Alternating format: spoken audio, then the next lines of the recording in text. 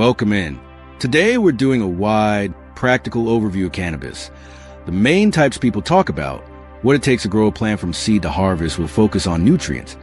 And then we'll wrap up with a discussion of ways some veterans report using cannabis to help with different health challenges. Quick note up front. Laws vary a lot depending on where you live, so this is educational, not legal advice. And for medical issues, it's always smart to loop in a qualified clinician. And we're also going to keep this grounded.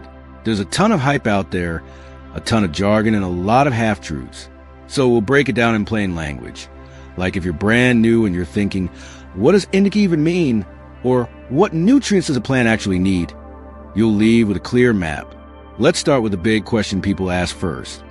Types of marijuana. Most people hear three buckets: indica, sativa, and hybrid. But the reality is, those labels don't always predict effects reliably. They were originally tied to plant structure and growth patterns more than how you'll feel.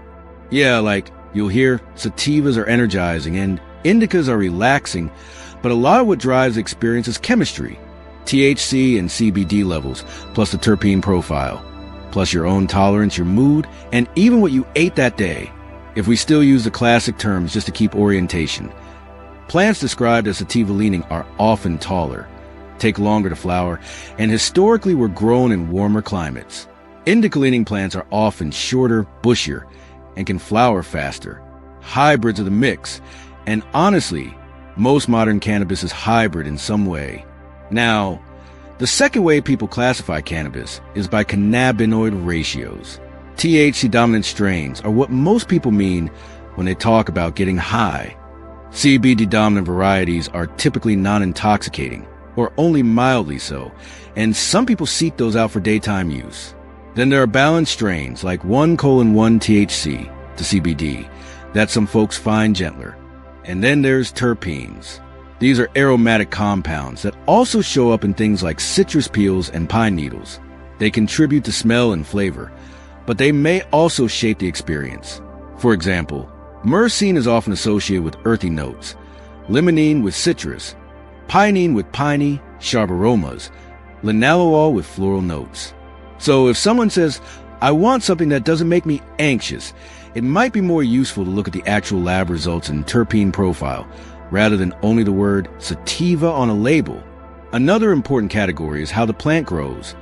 Photoperiod versus autoflower.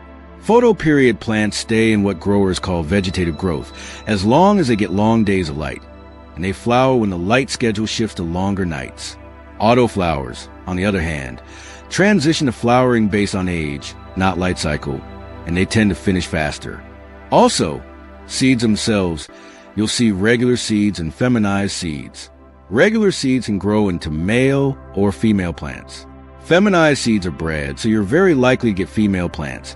And for most growers aiming for flowers, that's the goal. Male plants produce pollen, and if pollen hits female flowers, your plant focuses on making seeds, which usually reduces the quality and yield the flower people want. All right, with those basics set, let's talk about the actual grow process from seed to harvest. We'll keep it high level and educational.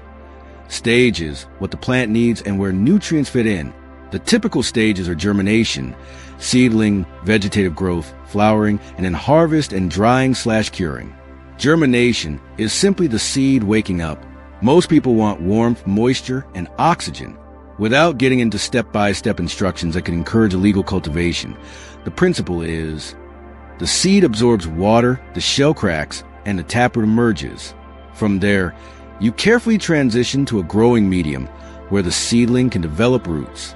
During the seedling stage, the plant is delicate. It needs light, stable temperatures, and not too much water. A common beginner mistake is overwatering seedlings. They don't have big root systems yet, so the goal is a lightly moist environment, not a swamp. Now, here's where nutrients start to matter. Cannabis, like other plants, needs macronutrients and micronutrients. The big three macronutrients are nitrogen, phosphorus, and potassium. You'll see them as NPK on fertilizer labels. Nitrogen supports leafy, green growth, especially in the vegetative stage. Phosphorus plays a major role in root development and flower formation. Potassium supports overall plant function, water regulation, enzyme activity, stress tolerance, stuff like that. And then there are secondary nutrients, calcium, magnesium, and sulfur. Calcium supports cell walls and new growth. Magnesium is central to chlorophyll, so it's tied to photosynthesis. Sulfur is involved in proteins and various metabolic processes, plus micronutrients in small amounts like iron, manganese, zinc, boron, copper, molybdenum, chlorine. You don't typically add these individually unless you're diagnosing a deficiency, because many quality nutrient lines and soils include them already. A big concept here is that nutrient needs change with the life stage. In vegetative growth, plants typically want more nitrogen compared to flowering. In flowering, they generally shift toward more phosphorus and potassium support, while still needing enough nitrogen to stay healthy. And we should call out the medium because it affects nutrients. Some people grow in soil, some in coco coir, and some in hydroponic systems. Soil can be more forgiving because it buffers changes and can contain slow-release nutrients. Cocoa and hydro often require more precise feeding because you're basically delivering the food directly through the water. Water quality matters too. pH is a huge deal because even if the nutrients are present, the plant may not be able to absorb them at the wrong pH. People call this the lockout. In other words, the pantry is full, but the door is locked.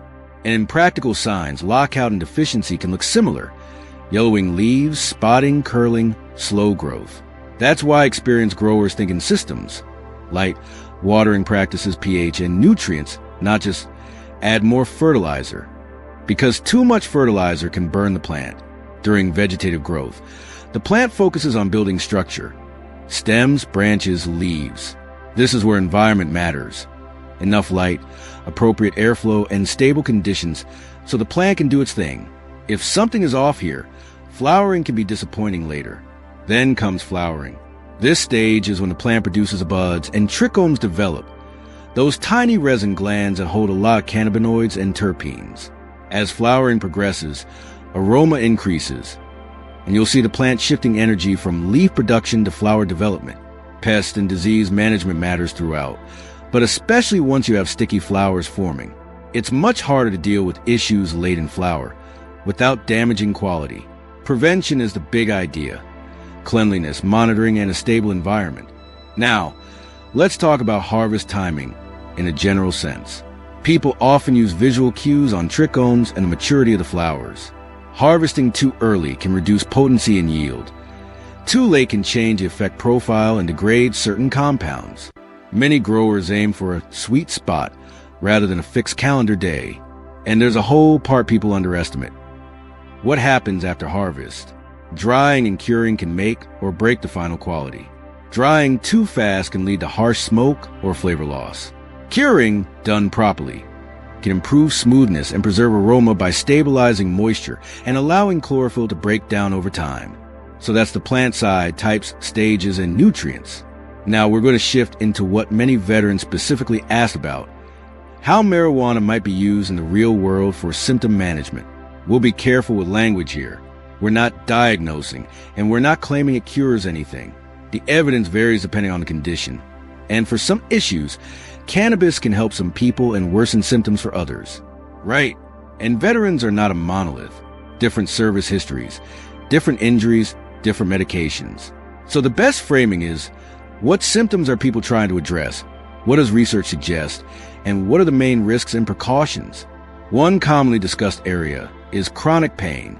Some people use cannabis to reduce pain intensity or improve coping with pain. There's evidence suggesting cannabinoids can help certain types of chronic pain for some patients, though results are mixed and depend on the product, dose, and the person. Another big one is sleep. Many veterans struggle with falling asleep, staying asleep, or waking up on edge. Some people report that THC can help with sleep onset, while CBD may help some people with relaxation. But there's a trade-off.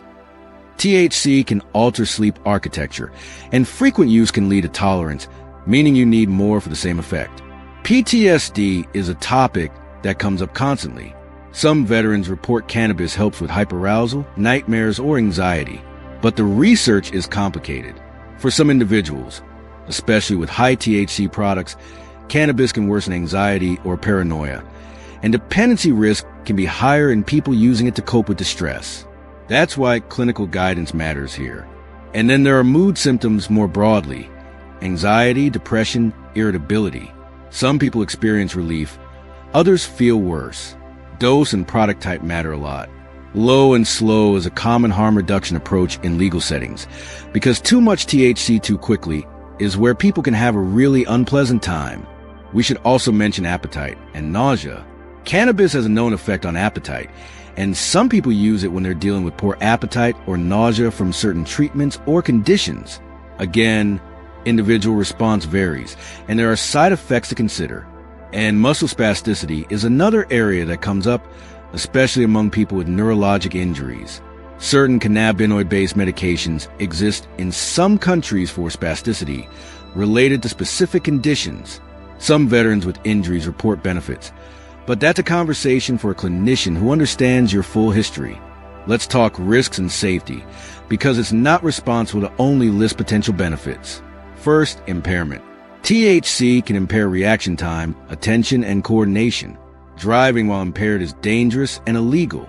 Second, dependency and cannabis use disorder can happen, especially with frequent high THC use. Third, interactions with other meds. If you're taking things like blood thinners, sedatives, certain antidepressants, or other meds that affect the central nervous system, cannabis can complicate the picture. It's not that it's always unsafe, but you want informed oversight. Fourth, mental health considerations. If someone has a history of psychosis or is at higher risk, high THC products can be particularly risky. And even without that history, panic reactions can happen, especially with edibles, because they take longer to kick in and can hit harder. That brings us to product formats. In legal markets, you'll see inhaled options: edibles, tinctures, capsules, topicals. Each has a different onset time and duration. Some people prefer formats with more predictable dosing, especially if they're trying to manage symptoms without feeling intoxicated. One more key point for veterans specifically: military and federal considerations. Even if cannabis is legal in a state, it can still conflict with federal rules and certain employment or benefit situations. And some VA clinicians can discuss cannabis use with patients, but VA providers generally can't prescribe it because it's federally restricted. The policy side can be confusing, so it's worth getting current info for your situation. If we had to boil today's episode down to a few takeaways: 1. Types of marijuana are more than indica versus sativa. Look at cannabinoids, terpenes, and how it grows. 2. Cultivation is a stage-by-stage journey where environment and nutrition change over time. And 3. For veterans, cannabis is often discussed for pain, sleep, PTSD-related symptoms, mood, nausea, and spasticity. But the benefits and risks are personal and worth discussing with a professional. And if you're listening and thinking, okay, but what should I pay attention to first? A practical answer is: learn the basics of cannabinoids and dosing. Understand the risks for your health profile. And if you're exploring symptom relief, keep track of what you tried, how much, and what changed. That kind of simple journaling can make conversations with a clinician much more useful. Next time, we can go deeper into education around terpene profiles, product labels, and how to interpret basic lab results in states where that information is available. Because reading a label shouldn't feel like decoding a secret message. Thanks for spending time with us. Take care of yourself, take care of each other, and we'll catch you in the next episode.